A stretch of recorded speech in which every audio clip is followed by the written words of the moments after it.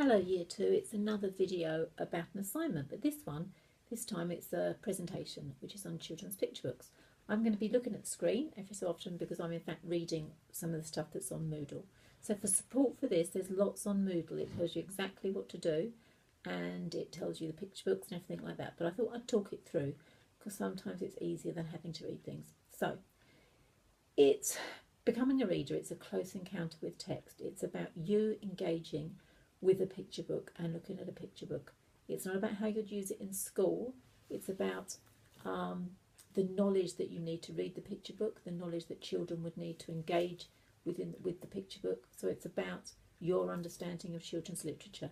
It's really lovely. It's a good, if you really enjoy this, it might be worth considering to doing children's literature as an option next year. So you have to get into pairs. So once you go into pairs, you've got to decide your book. You can choose from a variety of books. There's some really lovely books on there, some by Sean Tan, Neil Gaiman, Emily Gravett, Simon James, but there's a list on Moodle, so you have to choose one of the books on Moodle and you focus on that.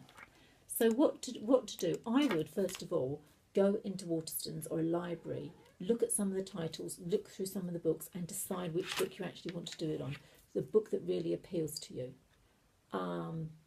You get a group mark for it. There's two parts of the assignment. It's both pass or fail. So the key reading to do is called Learning to be a Reader by Vivian Smith, and that is again on Moodle in the reading. So read that, and you've got to read the whole chapter and discuss it with your partner to make sure you understand all the concepts that Smith introduces. So really kind of look at that in detail. That's your key reading. You've got some glossaries on there as well, which will help you with the terminology to do with picture books and make sure you have an understanding of that. You'll also need to find relevant reading from other sources. There's a really big section in the library on children's literature, and it's in not the kind of main bit, but the bit as you walk into the side on the right at the back of there's a section, so that might be useful. So you're going to have a presentation that lasts, I think, about 5 to 7 minutes, but I'll go over that with you in class. And then you hand in 5 individual quotes, again marked on a pass or fail basis. So the group presentation is prepared as a pair, we call it a paired presentation perhaps, and the individual submission is done on your own. The final mark is again pass or fail. So what you need to do, so choose the book first of all. So choose a book that you really, really like and you think, yeah, I could really work with that, and read it as a pair, and kind of think about, did you enjoy it? What drew your attention to it? Why did you choose the book? Maybe think about why children might kind of choose the books. Were there surprises? Did it remind you of anything you've read? So kind of think about that. Then read the book on your own and kind of think about it. Read it several times to see how you kind of feel about it as you read it. As you read it more times, do you make more meaning of it? Do you get kind of different? Does your thoughts change about it? Do your thoughts change about it?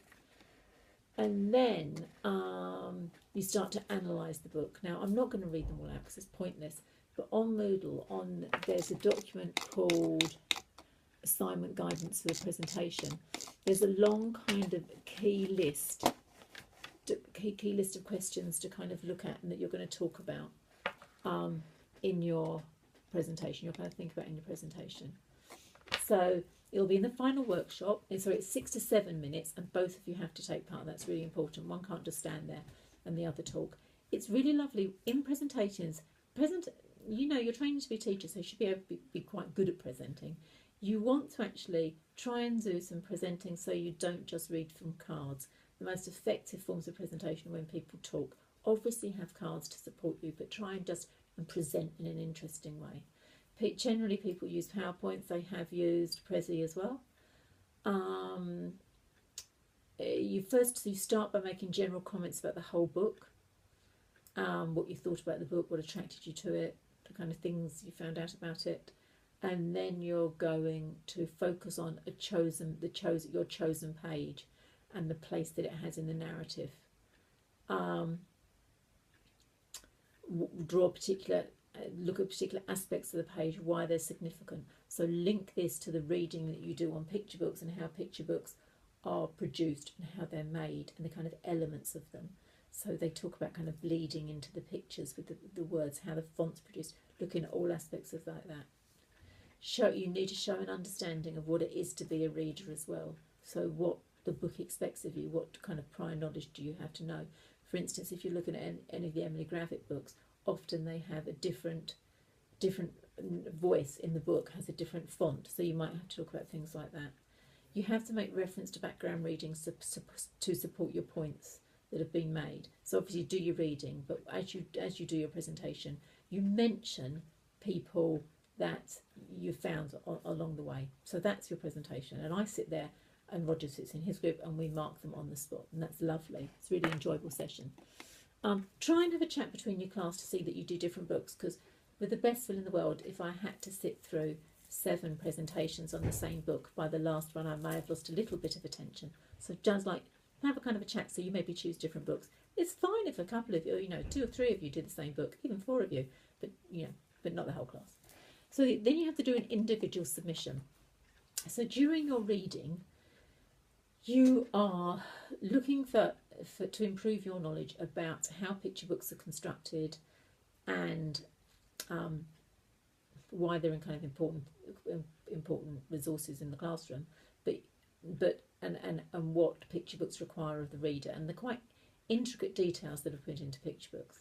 So you're going to choose 5 quotes from your reading, no more than 10 lines in a quote, and you're going to write how they have influenced your understanding and developed your thinking and understanding about picture books. Now, please don't do anything like, oh, I read this quote and it shows me that it's really important to read to children. That's kind of a given. It's more about your knowledge and understanding of how picture books are made, not how they're made, but how they're put together. The links between the words and the pictures, things that have informed your knowledge of that. You need to have each quote from a different source, so it needs to be from different places. Make sure they're academic sources, that they are from academically peer-reviewed sources.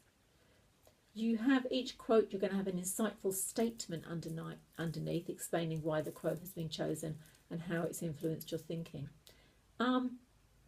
Everyone always says how much. About that much, really. You can't really see that on a piece of paper.